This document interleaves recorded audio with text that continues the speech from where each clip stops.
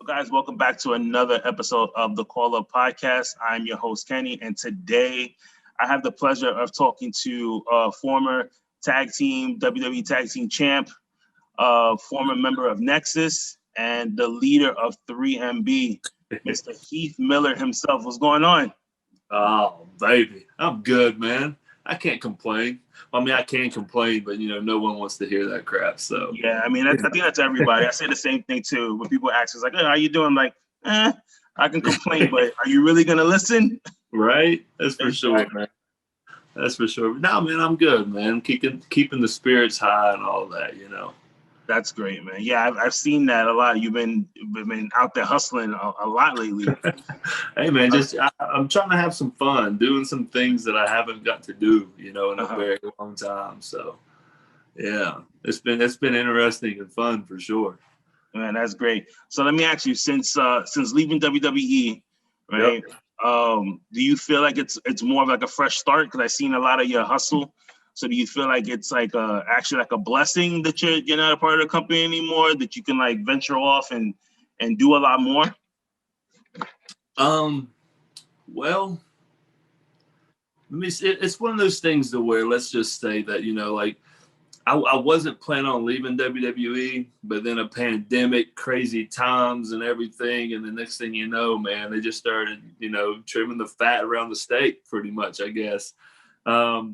But it was like one of those things to where, I got released middle of pandemic, like what in the world's going on? What happened, But it was like my time at WWE for the last couple of years there was just stale. I was a little burned out. I wasn't, hitting the gym as hard as I could. I wasn't doing this, doing that, and like, it's like you got told no a lot. So it's like, you lose confidence a little bit. You just, well, I guess so, whatever. So it was like, I was never going to quit, but, but I got released. I probably needed to be released. Just so I can get that fire again, that hunger again, that fight again, that urge of, I need to prove something to myself, and that's exactly what happened. Like I got released, man, and I got punched right in the mouth and I fell down and I'm like, damn, I got to pick myself back up, because like the only person that can really pick you up is yourself, man. You got to get to it and be like, what, I got to get myself up, dust myself off and keep going. So I did. And I was in that, just that mood of like, I'm going to show them, like, I'm going to get back in shape. I'm going to go back here and start hitting home runs again and just, show them what they're missing type deal. And I feel like I did that, and I started doing that. And then, Bound for Glory happened, and, it just, the rug just got pulled right out from underneath me type deal. Yeah, I mean, I've seen that a lot, especially in this business, like just being a fan, where you've seen like a lot of guys, especially like Drew McIntyre and Brian Myers and like the list goes on, Rhino, like where, they were in this company for a while and then they get released and then they venture off. And it's like that spark, goes right back in, and then the wheels keep turning. They know exactly what they need to do. Yeah. They build themselves back up, and then eventually they, it's their decision whether or not they want to go back to WWE. I know a lot of you guys normally, make that decision like, hey, maybe I should go back if the door is open. Yeah. And I definitely see that with you. Like when you got released, I was surprised. I was just like really, like especially at the time that it happened, and I was just like, I thought like you was like somebody who was always gonna be there, like yeah. You and Matt Cardona, like you gotta think about it, man. Like I was 23 years old when I got signed with this company. 23. I'm a kid. I'm still finding myself. I don't know what the hell I'm doing. I'm like, damn, I'm a wrestler. Hell yeah. I was on the independent league for maybe 2 years tops. Not even 2 years. Got picked up by WWE. Was there for 15 years of my life. Like 15 years of my life. From 23 to 37. Boomed, all WWE. And then it was like, during those years, I traveled the world. I got to meet so many people, go to so many places, have some amazing experiences, but I never got to do it my way or what I wanted to do, or do, like I never got to go to, New Japan or Puerto Rico or AAA or, even like Impact. And like now we have AEW and stuff like that, like other organizations, just to work other people, just to, sharpen my tools, So I've just always been WWE for most of my career. But now being, pretty much a vet, and been in the game for 15 years up there, I get to go out and have fun and do these shows. Like you were saying, oh, I saw you out there hustling. But it's like these Comic Cons and these conventions, I never got to do them, that everyone would talk about. Oh, man, this was cool. That was fun. You get to do this. You got to see this. I'm like, man, I want to do that. And that's what I like about it now, is because before, like companies like AEW and Impact, GCW, and and like New Japan, like they open up that gate, for you guys to like venture off. They don't just keep you in like one bubble, so you can do the conventions. You can do an Impact taping, and then Impact to like link you with New Japan, and then New Japan want to use you for something else. So it's great to see. And one of the things that I love was like you knew what you needed to do, and just like reading listening to other interviews that you've done. You said like this is like a fresh start, and you said, I'm gonna get into better shape. I felt burnt out, which even as like a person like me that has like a regular job and not want to like entertainment like you, we all feel that burnt outness, where it's just like you did an interview, I think, with Lillian Garcia, and you said like you just said, all right, like you came into work and you just did whatever they told you, but deep down inside, like mentally, you were just drained. And when you said that, I felt it, because I was just like, I'm the same way, like I come to work and I'm just like, I'm here, let me just do what I need to do, and then I'm just gonna leave. But like deep down inside, it's just like you just physically drained, like you just don't want to really fight for it.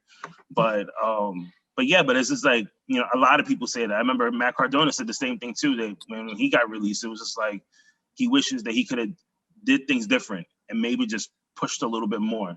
That's a fact. That's all of us. We all wish that. And it's like one of those things, if you ever get that second chance, I'm not going to stop doing that. Right. I might get fired because I push too much next time. I don't know. Who knows? But it's like with you, with you were saying, it can happen to anybody. It doesn't matter your job. It doesn't matter your, who you are, where you've been. We're all human. We're all, we're all up here, So it's like, it doesn't matter where you're at in life. Like you can get burned out on something, you can get mentally drained, and all that. But it's like, it's dangerous. It sucks, so it's like, find a hobby, find something that can reel yourself out of there, because man, I was there for a long time to where it was just bad, to where it was just bad for me and people around me too. But yeah, it's like, find something that gets you out of that, because I'm telling you, man, it's just dark and lonely, ain't a fun spot. Oh yeah. Definitely. I think this is one of the, with the pandemic, a lot of people freaked out. And then especially what you said, you got to find something that's gonna, keep your mind away from it. So for me, like I collect like action figures, I collect, wrestling figures and stuff like that. But then I started to take this platform to really take my mind away from a lot of the things that are going on. So like talking to people like you, Rapid Roy, and like other like wrestling collectors, and just hearing their stories and stuff like that, it keeps my mind focused. And I love doing this. And some people are asking us like, are you making any money from this? And I'm like, no, I just generally enjoy having conversations with people. And I think that I have to really thank, even though it sounds, a little crazy, but thank for having this pandemic, because I don't think if this never happened, I wouldn't have the time that I have in order to be really focused to do this. Yeah, for sure. I got you. Hey, but it's one of those things, everything takes time. Everything takes, patience with it, just one of these things. Like this might be your, whatever number interview, but when it comes to 200th interview, you might be getting ads and everything else. Who knows? Right.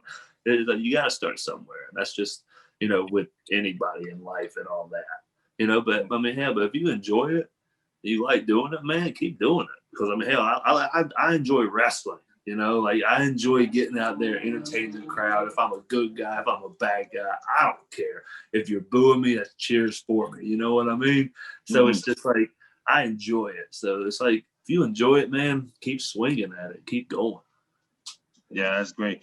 So, you know, with everything like I said, we go back to, you know, the things that happened now last year. So you're home a lot more now. So how's that? Oh yeah. It's honestly, it's great. I get to help out more at home. I get to see my kids more, spend time with my wife more. I don't know if it's good for them because I'm probably getting on their damn nerves, you know. It's like I tell everybody, like, and that's like here recently, you know, with this injury that happened in like let's just say beginning of November because it happened like end of October. I still haven't had my surgery. I'm still like waiting. All these new COVID rules and COVID restrictions is just pushing so much stuff back. Holidays and all that in between. Thank God I am literally on the right track with the right doctor that can do my surgery. So that's a major plus. But it's been so long and everything. And it's just, I've been frustrated, man. Like just frustrated as I'll get out. And it was like, I was on that rise, like you were saying in the beginning, you know, and it was like I had dynamite in my hand ready to go, you know, and then next thing you know, it's like I can't even find, you know, a lighter to light my torch no more. But I feel like my wife and my kids are seeing that I'm getting frustrated and it's coming out a little more to where I need to get back on the horse, man, and ride. Like all cowboys need their horse, and I just don't have mine right now. So it's just one of those things that we're like wrestling and on the road, even like with Impact schedule, because it's perfect, man. Like they take four days out of the month. You go out there, make your cash, come home, and you can chill, you know? Like it's like it's such a good schedule. And I feel like in my life, that's what I want. You know, I want to leave for a few days, you know, get on the road, see the boys, have fun wrestling, do my deal, have a good time, and then come back home so I could be like, that was fun, you know, and then wait until the next time I got to go.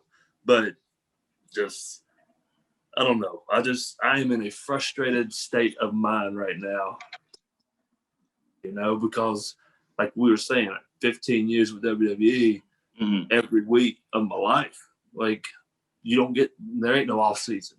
So, and then it was just like a break, emergency break, you know, just stop. And it's just, you're just looking around like, what's going on here? It's just weird.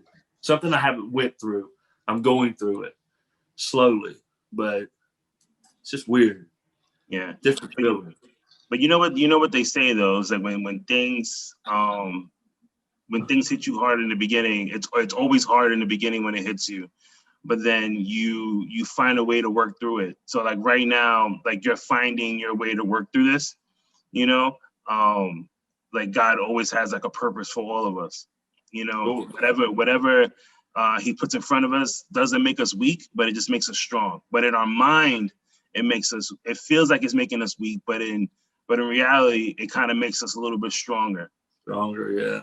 Yeah, you know, I've been going to church a lot lately, man. Yeah, and I noticed that, and I love that when you was posting like the videos and stuff like that in your stories on IG, and I was like, I thought that was great because that's something that I feel like we all need, even though we like you say we don't go to church, right? I don't want get into that type of subject, but you know, but even if it's like a friend or like a group of like you know like a certain group that you can talk to where they can like relate to you in some type of way, it's always good for the mind.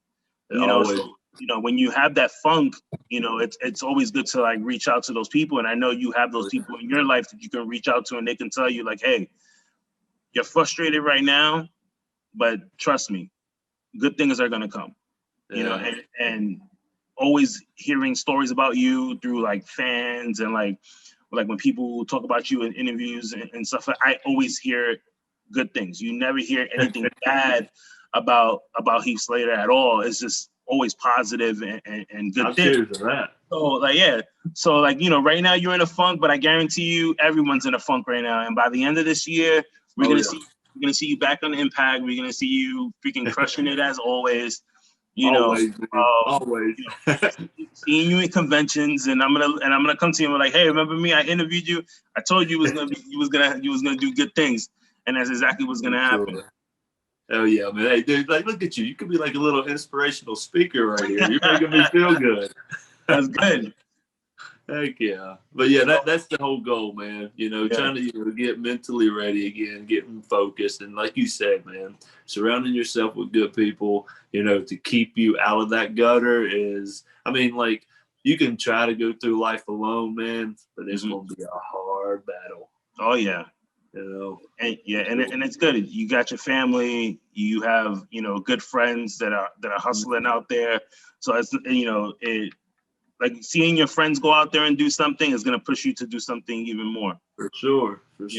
So like, like with the major brothers out there doing their thing, you got the good brothers doing their stuff. You got Hornswoggle doing his thing, Ryan doing his, like that. You kind of sit there in your mind and think like, you know what? I got to like do something with myself because they're doing something with themselves. That's a fact, man. And I see it because you do a lot of stuff that you're doing, a lot of promotions and stuff like that on your page, which is great. So it keeps your mind focused. Oh yeah, for sure, man. That's so a fact. So with the kids being home 24/7, do they drive you crazy or do you drive them crazy? I think it's a good 50-50 split, man. I do. Man, my girls, man, they are beautiful, fun, loving. Like, they are, I honestly, I can't brag about them more because I actually have good kids. Like, I have some daggone good kids and like, I love them. But my goodness, when they're your kids and they can just push those buttons to where you're just like, how, why, But yeah, I remember you were asking me about like a funny story about them. Yes. And one of the funniest ones, well, there's a couple, and it usually involves my youngest, man. Like Remy is my wild child. She's my firecracker. She's like me, but just in a 6-year-old girl form. She's nuts, man. And then my oldest, Rosalind, she's just a golden heart princess. Always, tells the truth, tells on everybody, plus herself. It's just like she's just an innocent, good girl. So I remember one day Remy was at school, and this kid just kept taking her toys that she wanted to play with. And that's happened for like a couple of days straight. And then, she came home and told me about it. So I told her, so tell him, to give it back to you so you're playing with it or you two can share.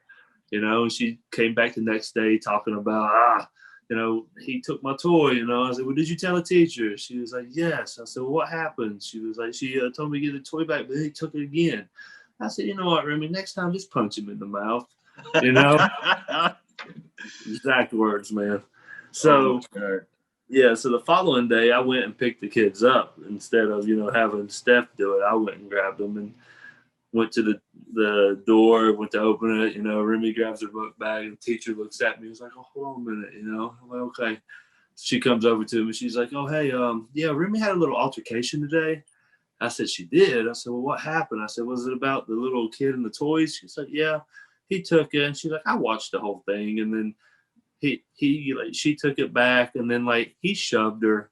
And then next thing you know, she just punched him right in the head. And I'm just like, oh. And then she was like, he's crying, this and that. And I walked over. I'm like, Remy, no, why did you do that? She was like, well, my daddy told me to. And I'm like, oh. So here I am just like, nah, see, what happened was I wasn't telling her to hit him, I just, I was like trying to like, take up for myself, So that one was one of those ones where it took me off guard. Who you looking at? Is that your baby over there? No. Yeah, he's shy because now he's wondering what I'm doing. Hey, my girls sometimes be popping in on me too, man. Yeah. And there was this one time when Remy was in the back seat, and this was back when she was 2 maybe, and I guess she had like some money, like change in her hand, And so Rosalind's sitting there like, no, Mimi, no, because Rosalind was like 3 at the time. Like they're only 22 months apart, so maybe 4-ish. So Remy, I guess, you know, put a penny. What's up, man? How you doing? All right, all right. So I guess Remy had a penny in her mouth, swallowed it, you know, freaked us out. So we're like, no, no, no. You know, we're calling the doctors, this and that, blah, blah, blah. So like, I don't know, 6 days went by. And my wife's just checking poop, checking poop, checking poop, checking poop, checking poop. Next thing you know, she's like, oh, yes, I found it. I found it. I found it. Oh, no, no, I take that back. I take that back. We were like, what color was the money? What color? And she was like, brown, you know, so we thought penny. So I love how he's on you. He's like all around you, picking on you and everything. And then next thing you know, money came out, this and that. So we're thinking a penny. Steph finds it. Next thing you know, she cleans it off, and it's legit a brown nickel. So she literally swallows a nickel in her stomach, digested everything. Hey, but what's funny is that we kept the nickel. So we still we like washed it off, put it in like a little plastic case. I'm gonna embarrass her when she gets older. I'm gonna be telling stories about it. Oh my God, me and my wife, we do the same thing with our kids, because like, yeah, we always told our kids, it's like, if somebody messages you, like, just, you know what, punch them in the face. My wife just looks at me, she's like, did you really just tell them that? I'm like, yeah, like, you know, if they mess with them, they're not gonna mess with them no more if they get punched in the face. And sure enough, it happened. And like my oldest, he's more of the softer guy. He's like the teddy bear, you know. Gotcha. So, you know, when you get him really upset, that's when he's gonna attack you. My little one that you just saw right now, he's the problem child. He's the one that you say something to him, he's gonna attack you right off the bat. He's not playing any games. That's my youngest too. Yeah. Man. So you know, my oldest went through the same thing too. See, look, you hear him there. He's like, I will. You know what's funny though is that we raise them the same way.